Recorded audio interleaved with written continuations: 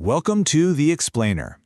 Today, we're diving deep into the case file of a seriously persistent public health adversary, the parasite Cryptosporidium.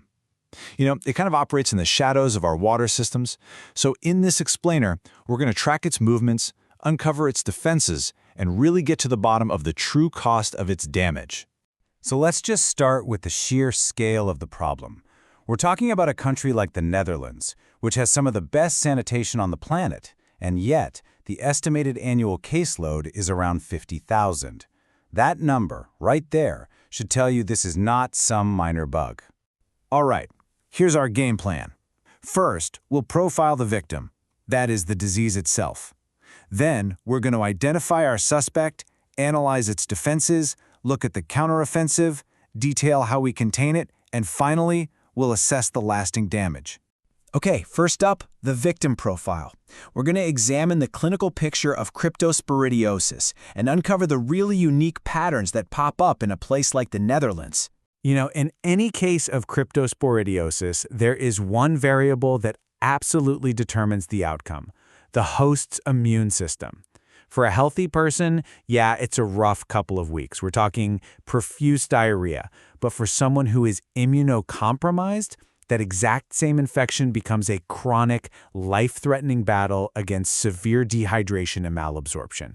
It's a completely different disease. Now, this is where it gets really interesting. The data from the Netherlands reveals this fascinating pattern. They're not dealing with one, but two distinct epidemics every single year. You get the spring peak, which is zoonotic, C. parvum, and it's driven by livestock during calving season. But then you get the bigger peak in late summer, and that one is human to human, C. hominis, and its main vehicle is recreational water. And that brings us to a perfect textbook case. You've got a 4-year-old boy. He shows up in September with watery diarrhea. He'd recently been swimming in a lake, and there was no contact with any farms. This is the absolute classic signature of that autumn C. hominis peak. So this one case actually reveals a massive systemic vulnerability. The timing, the location, the parasite's chlorine resistance, it all points a big finger at recreational water. But here's the real kicker. The standard water safety tests we use, the ones that look for bacteria like E. coli, they don't detect Cryptosporidium. We have a total blind spot in our public health monitoring. Okay, so we've profiled the disease. Now let's get into the forensics. How do we actually identify this microscopic suspect? Because the evolution of our diagnostic techniques has been a complete game changer in understanding how common this thing really is. This table really shows the evolution of our forensic toolkit. We've gone from literally just looking through a microscope to a new gold standard, multiplex PCR. By detecting the parasite's DNA with just incredible sensitivity, these tests have totally revolutionized diagnosis. And for outbreak investigations, we can even fingerprint the parasite with something called GP60 sequencing to trace it right back to the source. To defeat an adversary, you have to understand its defenses. And for Cryptosporidium, its main defense mechanism is the oocyst, the environmentally resistant stage, and it is nothing short of a biological fortress. So here's the oocystis' rap sheet. Its signature move? High resistance to chlorine. That right there is exactly why it's a nightmare for water treatment plants. But it does have weaknesses. You can physically filter it out, or you can destroy it with UV light, ozone, and heat. This very specific profile dictates the entire multi-barrier strategy. We need to make sure our water is safe. And this statement just gets to the absolute heart of the matter. The resilience of the Cryptosporidium oocyst to conventional disinfection mirrors the resilience of the disease itself to easy public health solutions. Bottom line, there are no simple fixes here. So, given how tough this parasite is, how do we mount a counteroffensive in a patient? Well, the clinical strategy is defined by a surprising amount of therapeutic conservatism. It's really about focusing more on the host than the pathogen itself. This table shows a really clear split in the strategy. For healthy patients, it's all about supportive care, rehydration. The main drug, nitazoxanide, it only has modest benefits. But for the immunocompromised, the top priority isn't a drug at all. It's immune reconstitution. Because without a functioning immune system, no drug is going to win this fight. Okay, now let's consider this scenario. A 45-year-old transplant recipient. They're on immunosuppressants, and they develop this chronic, just debilitating infection.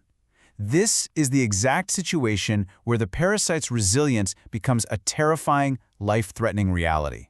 The critical insight here is that our drugs are only parasitostatic. They slow the parasite down, but they don't actually kill it. They need the host's own immune system to come in and deliver the final blow. So for an immunocompromised patient, the goal completely shifts. You have to treat the immune deficiency first. The primary intervention becomes helping the host, not just attacking the pathogen. So, with treatment options being so limited, the focus has to pivot, and pivot aggressively, to containment and prevention. This is where public health surveillance and multi-layered control strategies become the absolute foundation of our defense. And the Dutch reporting system, well, it kind of has a split personality. See, individual cases go largely untracked through a pretty passive system. But if a cluster appears in, say, a daycare, reporting suddenly becomes mandatory and it triggers a formal investigation. This creates a system that's great at reacting to localized outbreaks, but it risks missing the bigger picture of a widespread community transmission. So why 14 days? Well, that's the mandatory swimming exclusion period after your symptoms are totally gone. And it's because a person can still shed infectious oocysts for weeks after feeling perfectly healthy, basically acting as a silent transmitter. But our investigation isn't over when the diarrhea stops. Not at all.